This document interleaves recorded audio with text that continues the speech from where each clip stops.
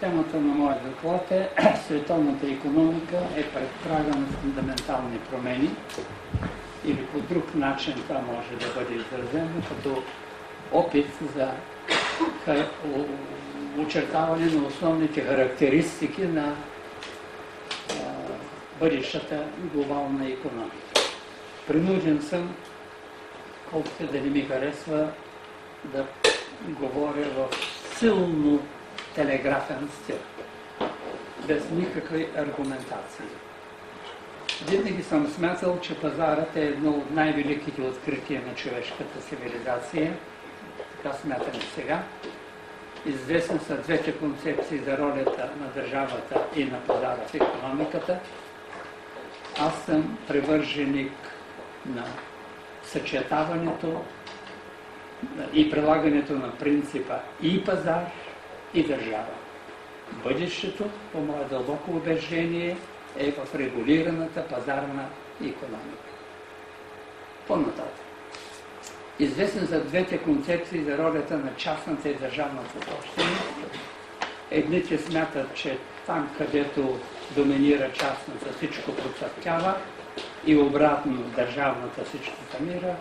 Другите смятат обратно. И едната и другата имат своите предимства и много сериозни недостатъци. Световната история го показва и моето убеждение от досегашния опит и за бъдеще е, че двигател на прогреса в бъдещата икономика ще бъде не формата на собственост, а лоялната конкуренция между различни форми на собственост и стопанисване. По-нататък.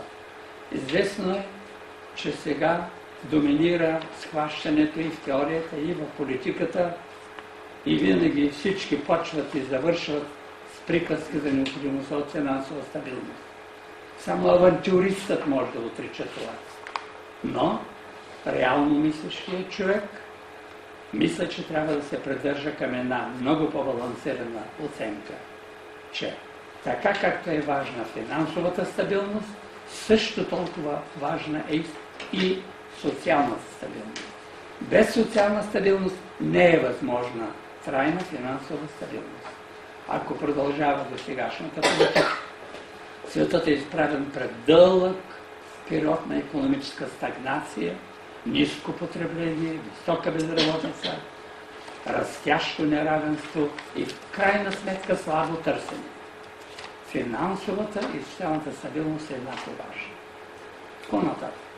Известно е, че сега има огромни глобални дисбаланси и неравенство, които затрудняват икономическото развитие. Има страни и региони с свръхпотребление, а други с свръхнатрупване. Нямам време да илюстрирам. Има страни с вътрешно ориентирана, а други с експортно ориентирани икономики. Необходимо е смекчаване на тези гигантски глобални дисбаланси и на растящата доходна поляризация като предпоставки за нормално развитие на бъдещите икономики. Има различни мнения между икономистите по това рестриктивната или стимулираща икономика са по-подходящи за осигуряване на растеж, също и по тяхната роля за излизане от икономически кризи. Аз не споделям противопоставянето и съм повече убеден в това, че рестриктивната политика е по-неподходяща. Погледнете данните за растежа и заетостта в Съединените щати през последните години, включително миналата и очертаваща за тази година, и ще видите, че е така, и ги сравнете с Европейския съюз. Бъдещият глобален растеж ще зависи все повече от растежа на производството и заетостта в новите пазарни икономики. И не толкова в най-развитите, каквито са до сега страни. По-нататък. Най-острият глобален дефицит е дефицитът на социална справедливост. Необходимо е ограничаване на растяща доходна поляризация и запазване на умерено доходно разслоение. По-нататък. Държавата не навсякъде провежда балансирана политика към труда и капитала. Трудът и капиталът са необходими един на друг, нуждаят се един от друг и всяко противопоставяне води до драматични последствия за икономиката.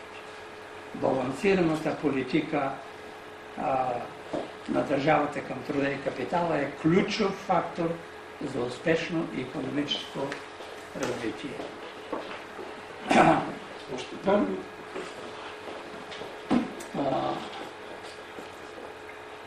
Расте либерализацията на световната търговия, диктувана от Вашингтонския консенсус.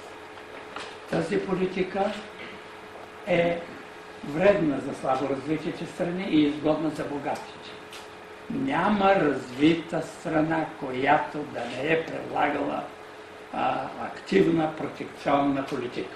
Няма такава страна в света. Следователно, нужна е ревизия на концепцията за глобална либерализация. Европейският съюз беше замислен като клуб на богатите. Поред други причини той се превърна в разнородна общност. При тази разнородност съществуването на европейския общ пазар в сегашният му вид е вредна за общността и особено за по-слабо развитите страни. Прескачам тук много други неща и отивам на последната точка. Римският клуб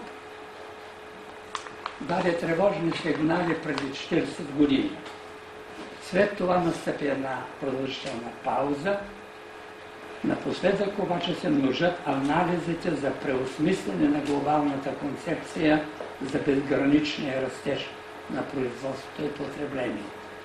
С намаляване на фокуса върху количеството и повишаване на вниманието към качеството, структурата и ограничаване на огромните загуби на храни в световен мащаб, които Организация на ООН в Найроби изчислява на повече от 1 милиард. Тревожна диагноза преди 2 години постави Ричард Хайнберг, а именно, че човечеството е достигнало фундаментална повратна точка в икономическата си история. Растежът ще бъде блокиран от 3 фактора, които не подлежат на дискусия, а именно изчерпване на физическите ресурси и което е, може би, още по-важно и налагащо се сега по значение, екологичното и застрашителното климатично натоварване на планетата, които дори стават още по-опасни, отколкото липсата на физически ресурси. И трето, казва той, смазващия дълг.